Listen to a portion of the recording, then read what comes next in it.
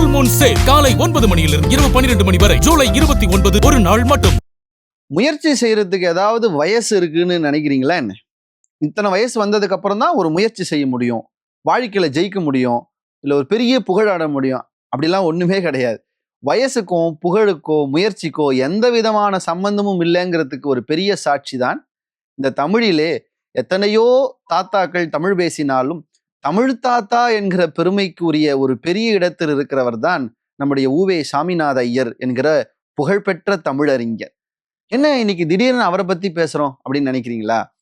தான் தள்ளாடிய வயதில் கூட தமிழை தள்ளாடாமல் அதன் இலக்கியங்களை கரை சேர்த்த பெருமை யாருக்கு இருக்குன்னா உவே சாமிநாத ஐயருக்கு இருக்கு. அவருடைய வாழ்க்கையை என் சரித்திரம்னு ஒரு புக்கா போட்டிருக்கிறார். இன்னைக்கு நம்மளுடைய யங்ஸ்டர்ஸ் இந்த ஆட்டோபயோகிராஃபி மேல நிறைய மோகம் இருக்கு.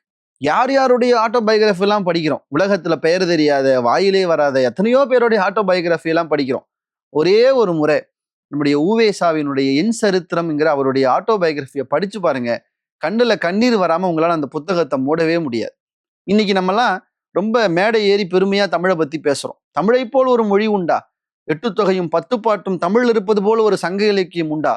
சிலப்பதிகாரம் மாதிரி ஒரு காப்பியம் உலகத்துல எங்கேயாவது இருக்கான்னு நம்ம இன்னைக்கு இவ்வளவு வீராப்பா பேசுறோம்னா இதுவெல்லாம் இங்கு இருக்கிறது என்பதை காப்பாற்றி அச்சாக்கி இன்றைக்கு நாம் படிக்கிறதுக்கு காரணமா இருக்கிற ஒரு நபர் உவே சாமிநாத ஐயருங்கிறத நம்ம நினைச்சு பார்க்கணும்.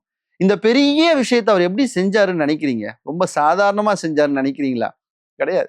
ஓலைச்சுவடிகளை திரட்டுறதுக்காக ஊர் ஊராக பயணம் செஞ்சார். அவருக்கு 16 வயதுல பயணம் செஞ்சார்னு நினைக்கிறீங்களா?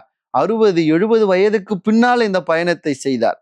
நம்ம எல்லாம் வீட்டுல ரிட்டையர்மெண்ட் வாங்கி அப்பாடா இதுக்கப்புறம் ஒரு வேலையும் செய்ய முடியாதுன்னு நம்ம எந்த வயதுல படுப்போமோ அந்த வயதுல தமிழுக்காக வாசலை கடந்து வெளியே வந்தார். அவருடைய வாழ்க்கையில் நடந்த பெரிய சம்பவங்கள்ல ஒண்ணு நான் நினைச்சு ரொம்ப வருத்தப்படுவது உண்டு. இன்னைக்கு தமிழ்நாட்டுல இந்த ஈரோடுக்கு பக்கத்துல கொடுமுடின்னு ஒரு ஊர் இருக்கு. ரொம்ப பிரசித்தி பெற்ற ஒரு ஊர். காவேரி ஆறு ஓடக்கூடிய ஒரு அற்புதமான ஒரு ஊர். ஒரு முறை அவர் அந்த ஊருக்கு போறாரு. ஓலைச்சுவடிகளை கேட்கிறாரு. நிறைய பேர் ஓலைச்சுவடிகள் தராங்க, நிறைய பேர் தரல.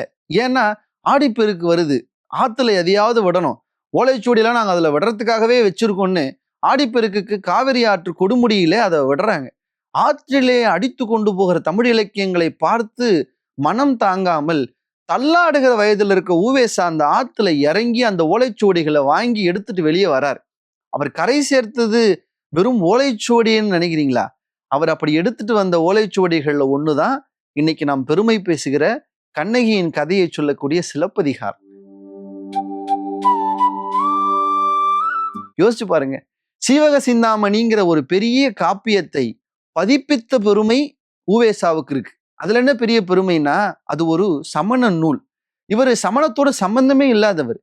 அந்த நூலுக்கு பொழிப்புரையோட பதிப்பிக்கணும்னா சமணம் தெரியணுங்கிற ஒரு காரணத்துக்காக எல்லாம் படித்த மெத்த படித்த வயசு வந்த பின்னும் கூட சமண அறிஞர்கள் கிட்ட ஒரு மாணவராக சேர்ந்து சமணத்தை கற்றுக்கொண்டு தான் கற்ற பாடத்திலிருந்து சீவக சிந்தாமணியை பதிப்பித்தார் அப்படின்னு பார்க்கும்போது இது அவர் சாதிக்கணும்னு செய்யல. அவர் இது தன்னுடைய பெருமைக்காக புகழுக்காக செய்யல. இன்னைக்கு நீங்களும் நானும் அவரை தமிழ் தாத்தான்னு சொல்லுவாங்கிறதுக்காக அவர் செஞ்சாருன்னு நினைக்கிறீங்களா? இல்லை.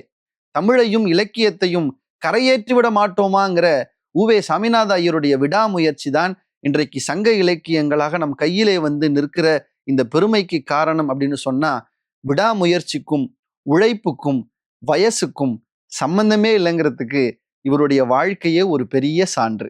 நன்றி, வணக்கம்.